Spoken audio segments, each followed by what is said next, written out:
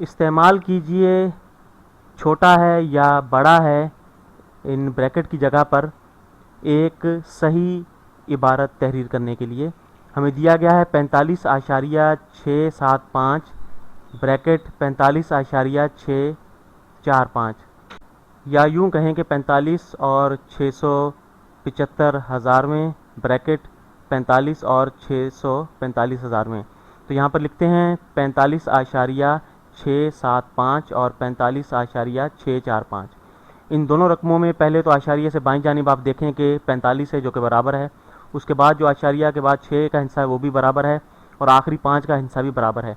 सिर्फ 7 और 4 जो हैं इनमें फ़र्क है। 7 बड़ा है 4 से, ये देखें 7 जो है ये 1/100 की जगह पर है, यानी ये 100वीं जगह पर है, 4 भी 100वीं जगह पर है, तो यकीनन जो है 7 जो है वो बड़ा है। तो इसलिए 45,675 बड़ा है 45,645 से। तो इसे हम यहाँ पर वाज़े तौर पर लिखते हैं नीचे इस इबारत को, 45,675 या 45 और 675 में बड़ा है 45,645 या 45 और 645 हज़ार में। ठीक।